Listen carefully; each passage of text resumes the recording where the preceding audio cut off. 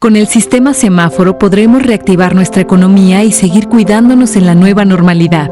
Conoce cómo funciona cada etapa. Cuando el semáforo de tu estado esté en color rojo, solo las actividades esenciales como la producción y venta de alimentos pueden trabajar con las medidas de prevención necesarias como la sana distancia y la sanitización.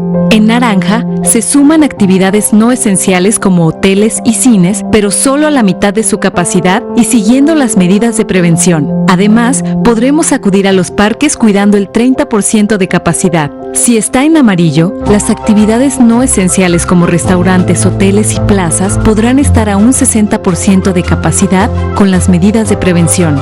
Finalmente, cuando esté en verde se podrá regresar a las clases presenciales, así como a los bares y gimnasios, cuidando las nuevas medidas sanitarias para evitar contagios. Para mayor información visita coronavirus.gov.mx. Juntos saldremos adelante. Gobierno de México.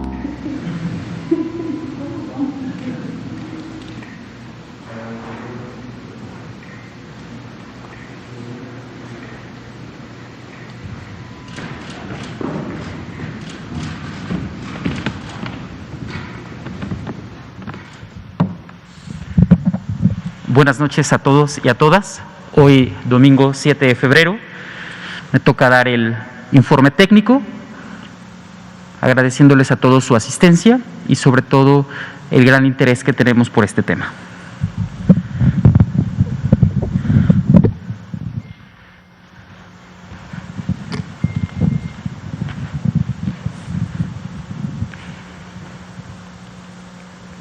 El día de hoy, domingo 7 de febrero, al corte con esta fecha, tenemos 76.732 casos activos estimados, que representa el 4% de la epidemia activa en nuestro país. Eso es lo que significa esa cifra que tenemos. En esta gráfica podemos observar, esta gráfica en espejo, dos curvas. La curva azul, donde podemos ver los casos estimados, que para el día de hoy tenemos 2.127.448 casos estimados. Y podemos ver de azul más oscuro la gráfica, la curva de personas recuperadas, donde tenemos 1.490.077 personas recuperadas.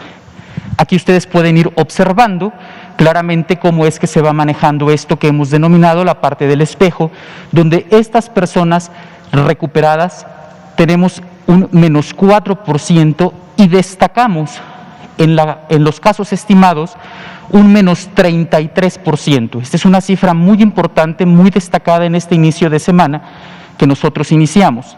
Ustedes pueden observar cómo se encuentran las semanas epidemiológicas, recordando que en el año 2020 tuvimos 53 semanas epidemiológicas y aquí tenemos hasta el corte de la semana epidemiológica 4. Lamentablemente para el día de hoy tenemos 166.200 defunciones. La que sigue, por favor. En esta lámina nosotros podemos observar claramente la disponibilidad de camas que tenemos, en este caso en hospitalización general. Y podemos distinguir tres entidades que tienen más del 70% de ocupación. Estas entidades han sido las que hemos señalado a lo largo de la semana. Ciudad de México, que tiene un 80% de ocupación en camas de hospitalización general, el Estado de Morelos con 77% y el Estado de México con 77% igual. Tenemos 8 entidades que están entre 50 y 69% de ocupación. Estas entidades son Guanajuato, Puebla, que ha disminuido, Hidalgo, Guerrero, Nuevo León, Nayarit, Oaxaca y Querétaro. De estas 8 entidades vemos que Puebla fue quien disminuyó comparado con las otras entidades. Y tenemos 21 entidades con menos del 50% de ocupación, donde destaca el estado de Michoacán y la Baja California Sur con 47%. El gran total de camas de disponibilidad para hospitalización general son 34.674. De estas, tenemos 17.305 camas disponibles y se encuentran ocupadas 17.369. En general, tenemos un 50% en la ocupación nacional. La que sigue, por favor. A continuación vamos a ver la disponibilidad de camas con ventilador. Recordando que estas camas con ventilador son los pacientes que requieren asistencia mecánica. Y aquí tenemos una entidad con más del 70% de ocupación, que es la Ciudad de México. Tenemos 6 entidades federativas que están aumentando entre el 50 y 69% de ocupación. Estas 6 entidades que están en este rango de ocupación en camas con ventilador son el Estado de México, Aguascalientes, Nuevo León, Morelos, Colima y Oaxaca. Y 25 entidades federativas con menos del 50% de ocupación. En general, se tiene 11.007 camas totales con ventilador, de las cuales 5.763 están disponibles y 5.244 se encuentran ocupadas. Esto es con corte al día de hoy en el acumulado del 7 de febrero. La que sigue, por favor. Estrategia de vacunación. El día de hoy tenemos 2.507 dosis aplicadas reportadas. Ustedes saben que esta gráfica es una gráfica dinámica en donde diario va cambiando y que esta va aumentando de acuerdo a la hora del corte. Se tiene un horario de corte a las 16 horas, pero posteriormente pueden seguir algunas entidades en la misma estrategia y van sumando y se ven reflejados al día siguiente. Este es el avance diario. La que sigue, por favor. Aquí vemos el acumulado total que tenemos, teniendo hasta el día de hoy, 7 de febrero del 2021, 713.517 dosis aplicadas. Y aquí podemos ir viendo cómo se va observando y cómo ha ido aumentando de acuerdo a los días. La que sigue, por favor. En esta estrategia vamos a hablar de los esquemas. Y aquí tenemos 2 cuadros. En el primer cuadro podemos observar las dosis que se han aplicado al personal de salud, que ya ustedes saben que es el personal de salud de primera línea en las 11 categorías que se tienen. Y hasta este momento tenemos 620.224 personas que tienen una primera dosis y 75.836 personas que tienen una segunda dosis. Esto significa que tenemos un avance en segundas dosis hasta este momento del 12%.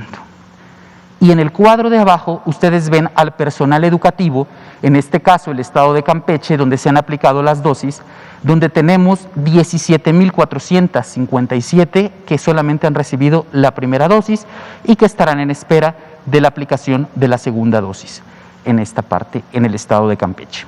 La que sigue, por favor. Este es el avance porcentual de aplicación que tenemos de dosis asignadas, donde identificamos que 29 entidades federativas son entidades que ya completaron el 100% de la aplicación de la dosis, en donde estamos en la anterior, donde todavía tienen algunos en espera de la segunda dosis. Y tenemos 3 entidades federativas que están en aplicación de esta segunda dosis aún, que son la Ciudad de México, Coahuila y Nuevo León. Esto representa un 89% del avance general que se tiene de toda esta estrategia hasta este momento. La que sigue, por favor. Avance por embarque de dosis. Aquí ustedes, esta gráfica que la han observado todos estos días es donde tenemos nuestro gran total de dosis recibidas que les comentaba en la diapositiva anterior, 766.350 dosis recibidas. Aquí podemos ver los diferentes embarques en las diferentes fechas y donde vemos el porcentaje de aplicación y donde tenemos que en el último embarque, lo que hemos comentado de las dosis reservas que se encuentran en el INCAN, que son 6.940, y las dosis perdidas, que el día de hoy suman 999, que realmente representa solo el 0.13 y es una cantidad muy, muy pequeña. La que sigue, por favor. Dentro de la Estrategia Nacional de Vacunación tenemos los ESAVIS, y aquí tenemos 6.020 casos notificados al 7 de febrero, de los cuales los ESAVIS los dividimos en no graves y graves. No graves tenemos reportados 5.973 y graves 47. Dentro de los ESAVIS graves tenemos aún hospitalizados 4 y han sido de alta 43, han sido dados de alta, de la totalidad de estos 47, de los cuales 12 son hombres y 35 son mujeres. Y también sabemos que esto es dinámico. Y la suma de los 47 están en estas siguientes entidades federativas: Baja California, Baja California Sur, Chihuahua, Ciudad de México, Coahuila, Estado de México, Guanajuato, Guerrero, Hidalgo, 3 en Jalisco, 1 en Michoacán, 1 en Nuevo León, 4 en Oaxaca, 1 en Querétaro, 1 en San Luis Potosí, 2 en Tabasco, 1 en Tamaulipas y 2 en Yucatán. Así es como están divididos estos 47 ESAVIS graves. La que sigue, por favor. Dentro de la estrategia, y esto es un punto, el registro en las personas adultas mayores, en la insistencia en registrarse en la página oficial de mivacuna.salud.gov.mx. Tenemos hasta el día de hoy, con el corte, 3.578.827 adultos registrados, que representa un avance de un 25% en el registro del total que se tienen de personas adultas mayores de 60 años y más, que es de 14.460.754.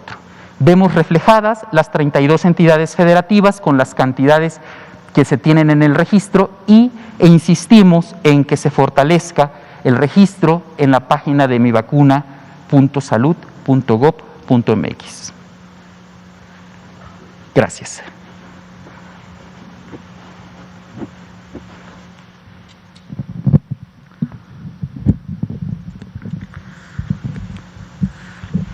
Pues procedemos a la ronda de preguntas. Compañero, adelante. Doctor, muy buenas noches. Juan Hernández del periódico Basta de Grupo Cantón. Ya dio el informe. Nada más quisiéramos saber cómo va ahorita el estado de salud del presidente y sobre todo lo que había adelantado en un momento dado la secretaria de Gobernación, Olga Sánchez Cordero, si se iba a presentar el día de mañana en la conferencia de prensa matutina. ¿Hay esa posibilidad o ya les dieron otro reporte en el que ya tienen un estimado de cuándo podría ser que se presente el presidente? Gracias. El señor presidente se encuentra en una fase ya de recuperación y estaremos esperando el diagnóstico que tendrán que dar sus grupos, tanto el diagnóstico médico y el alta epidemiológica que estará a cargo del señor secretario. Entonces estaremos muy atentos para poder nosotros otorgarles a ustedes esa parte de la respuesta y será su grupo de médicos que está a cargo de él quienes son los responsables de dar estos diagnósticos. ¿Pero se descarta entonces que mañana se presente? No tendría yo esa información en este momento, estaríamos en espera.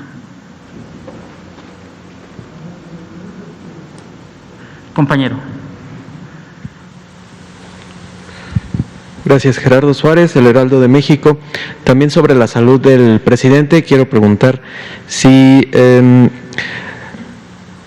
se utilizó algún tratamiento que corresponda a medicamentos de algún ensayo médico para atender su salud o atender el COVID-19 y que estos hayan dado un buen resultado para que se recuperara en estas 2 semanas. También preguntar sobre las vacunas. El viernes se mencionó que probablemente esta semana llegue un embarque o lleguen vacunas de AstraZeneca que son producidas en la India. Entonces quiero preguntar si ya se definió una fecha, qué día llegarían tanto estas vacunas como las de Sputnik V, la vacuna rusa, que también se prevé que lleguen esta semana. Así que si nos pudiera decir qué día podrían llegar estas vacunas. Gracias.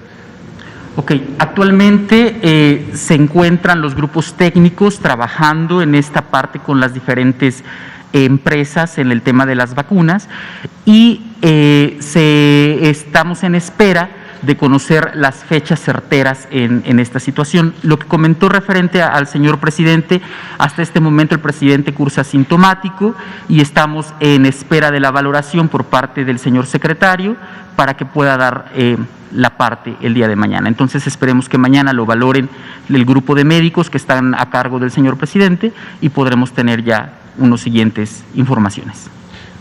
¿Durante la atención del mandatario se utilizó algún medicamento más allá de los que se usan para los síntomas, algún medicamento experimental o en ensayos clínicos como ha pasado con algunos otros mandatarios que se infectan de COVID-19? No hasta la fecha, ha sido un tratamiento muy conservador por parte de su grupo de médicos tratantes. Gracias. Adelante, compañero.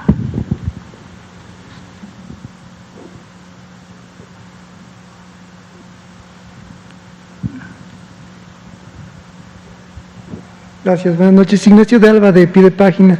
Doctor, preguntarle sobre los datos que tienen sobre el aumento de mortalidad materna relacionada con COVID y si tienen algún tipo de trabajo con parteras que estén atendiendo a mujeres en zonas marginadas.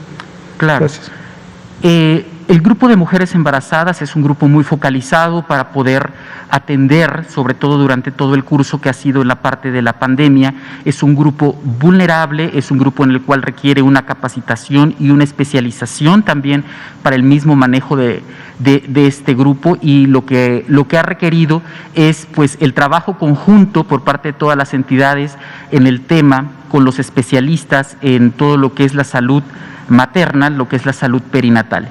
Indiscutiblemente para nuestro país el tema que se trabaja con médicos tradicionales, donde están incluidas las parteras, que muchas de ellas en nuestro país son parteras certificadas, donde hay un trabajo conjunto también, han recibido información, se tiene mucha pertinencia cultural, sobre todo para poder trabajar con ellas en los grupos específicos que se tienen en comunidades apartadas, porque son grandes aliadas de los servicios de salud y sobre todo son grupos monitores que nos ayudan a poder trabajar con nuestra población más vulnerable y con la población que se encuentra también en zonas alejadas.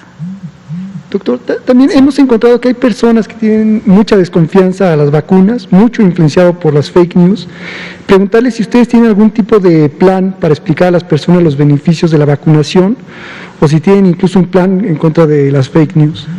Claro, en nuestra página oficial de coronavirus.gov.mx se tiene una serie de infografías y una serie de elementos técnicos que nos ayuda a nosotros poder dilucidar entre la información correcta, la información certera, y este es un llamado que tenemos que hacerle a toda la población, en que estemos muy apegados a lo que surge en las páginas oficiales, en la información que se da a través de las vocerías, en este tipo de ejercicios de transparencia en el cual tenemos nosotros, para poder dar información certera y sobre todo información que ayude a la comunidad y que nos ayude a nosotros como país a salir adelante en este tema. Adelante, compañero, gracias. Buenas noches a todos. Le mandamos un saludo. Buenas noches. Y un saludo al señor presidente también. Quisiera preguntarle la pregunta principal. No sé si soy muy despistado, pero si nos puede repetir su nombre, por favor, creo que no nos lo dio. Sí, Cristian Zaragoza. Cristian Zaragoza, director mucho de gusto, Información doctor. Epidemiológica. Mucho gusto, doctor. Me llamo Miguel Ángel y mi canal es Miki Noticias de YouTube.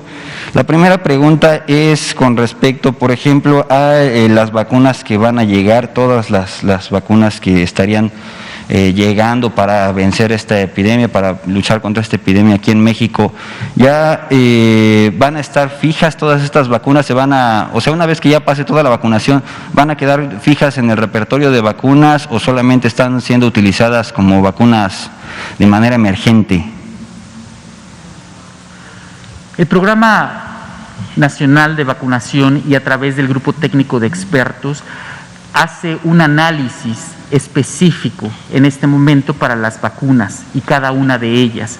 Entonces, obviamente están incluidas en este momento en la cartilla de acuerdo al grupo, como está en el Plan Nacional de Vacunación, y estaremos nosotros muy atentos de la evolución de la aplicación de acuerdo al grupo como está diseñado en el plan de vacunas. Ok, bueno, con respecto a precisamente esa respuesta, nos llega la duda de si los adultos mayores que se vacunen con la vacuna para COVID-19 ya podrían ser visitados en algún momento por sus familiares. Esto también nos lleva a pensar en qué resultados ha obtenido el sector salud con respecto a la vacunación que ya se hizo al personal médico.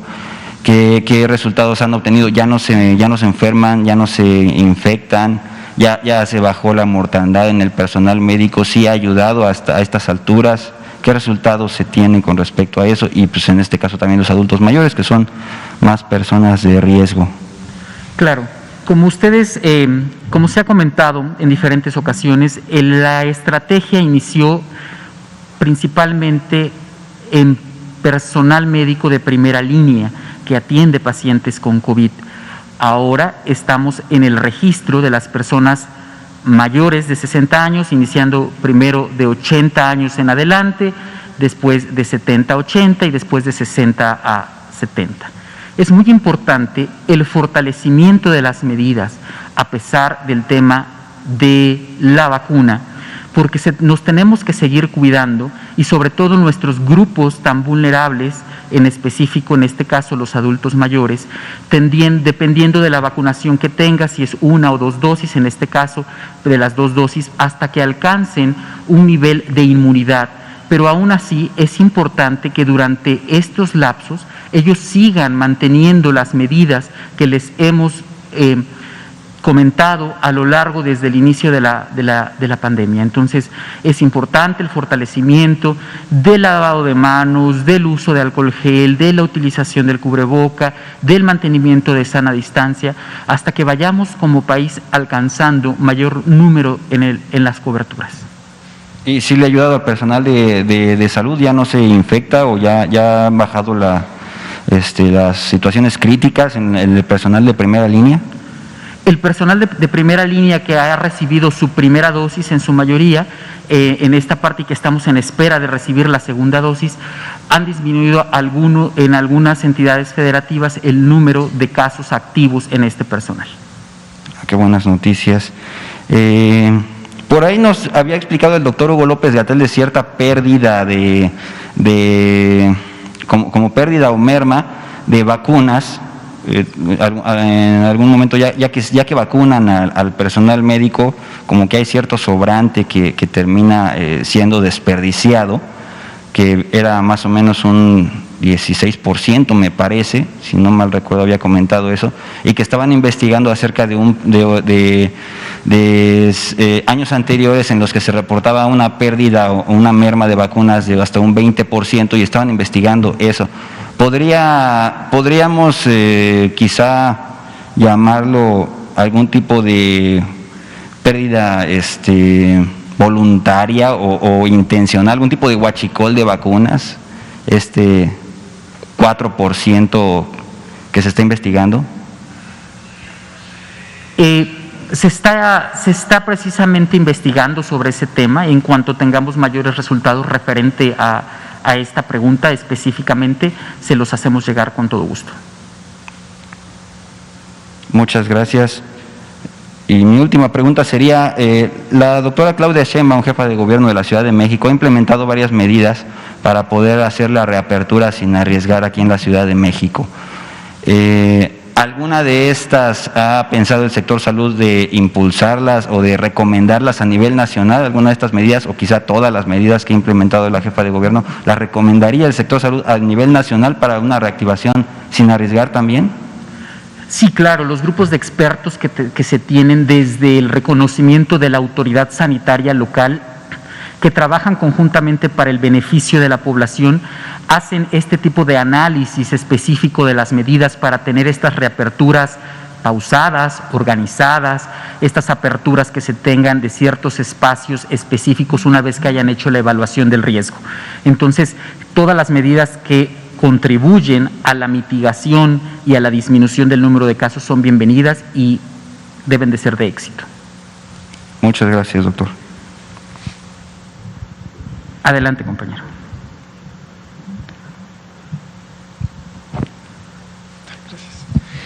Doctor, preguntarle, la vacuna contra la COVID-19 desarrollada por AstraZeneca y la Universidad de Oxford parece no proteger a personas que tienen casos leves y moderados de enfermedad. A ver, otra vez, perdón, estoy diciendo, la vacuna contra la COVID-19 desarrollada por AstraZeneca y la Universidad de Oxford parece no proteger de casos leves y moderados de la enfermedad causada por la variante sudafricana de coronavirus, informó ayer el diario Financial Times. Preguntarle qué información se tiene sobre esto. Se investiga y a través, nosotros tenemos un grupo técnico nacional de expertos en vacunas y son ellos quienes a través de todas estas investigaciones, gente muy reconocida, con mucha experiencia, quienes nos van guiando en todo el tema que tiene que ver con vacunas. Entonces, en cuanto nuestro grupo de expertos tenga un posicionamiento, lo compartiremos aquí con ustedes. Gracias. Compañero.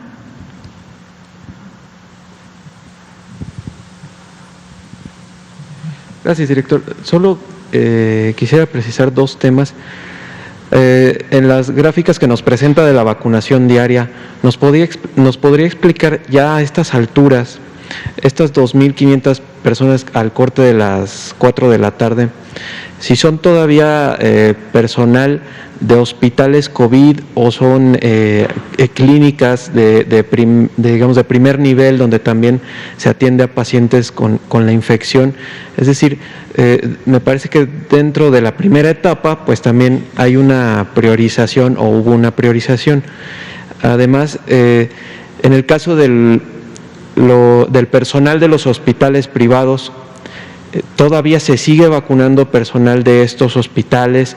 ¿Cuál es si es que cuenta con el corte más reciente de cuántos trabajadores de los hospitales privados se han vacunado? Porque hace unas semanas nos decían, si no me equivoco, que se empezaría aproximadamente con 5,000, a reserva de recordar bien los datos.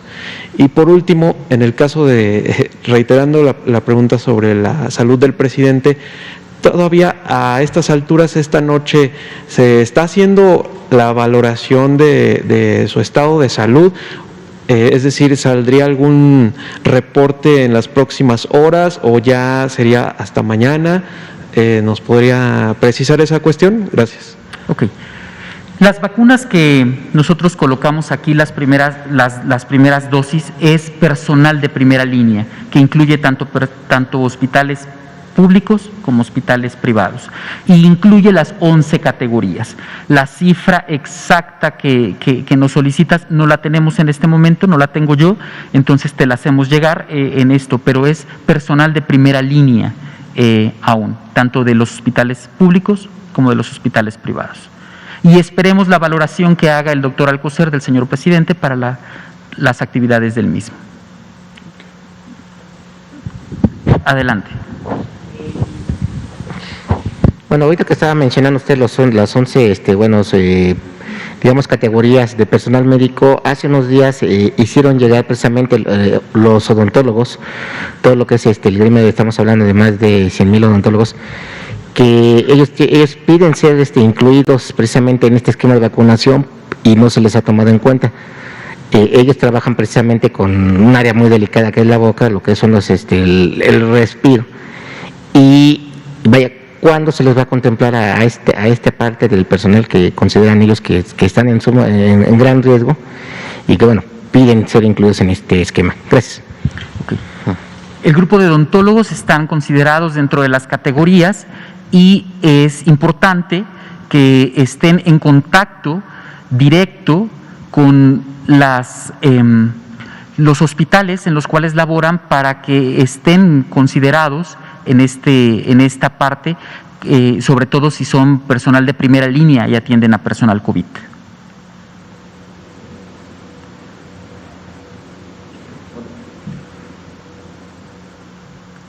Adelante. Gracias. Una última.